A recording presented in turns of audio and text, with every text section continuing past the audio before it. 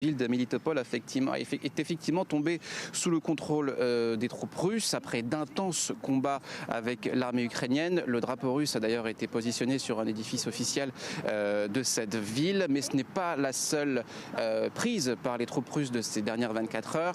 Un peu plus à l'ouest, donc très peu loin de la Crimée, il y a un barrage très important que les Russes ont pris, on contrôle désormais. Ça s'appelle le barrage de Kherson et ce barrage est très important pour la Crimée. Pourquoi ? Parce que il alimente la Crimée en eau douce et depuis l'annexion de la Crimée par les Russes en 2014, eh bien, les Ukrainiens avaient réduit le débit en eau douce, donc ça posait certains problèmes évidemment pour les habitants de cette presqu'île. Autre prise très importante et très stratégique de l'armée russe, une centrale hydroélectrique sur le fleuve Dniepr a été prise à Rakhovka.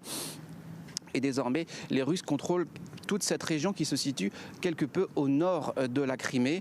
Maintenant, les Russes avancent aussi bien vers le nord que vers l'est où se situe le port de Mariupol, où nous ont été rapportés cette nuit d'intenses bombardements dans la périphérie de ce port très stratégique qui se situe sur la mer d'Azov. Et on nous a aussi rapporté qu'il y avait eu des blessés parmi les civils. C'est une ville d'à peu près 1 million d'habitants qui revêt une position stratégique. Pourquoi ? Parce qu'elle se situe à cheval sur les deux rives du Dniepr, qui est le grand fleuve de l'Ukraine qui coupe l'Ukraine du nord au sud, le fleuve que vous pouvez voir derrière moi. Et sur cette ville, évidemment, se trouvent plusieurs grands ponts. Et ces ponts, eh bien, pourront être à l'avenir stratégiques d'un point de vue militaire, parce qu'on l'a vu du côté de Kiev, l'armée ukrainienne a tenté de couper l'avancée des blindés russes en faisant sauter plusieurs ponts dans la région de la capitale.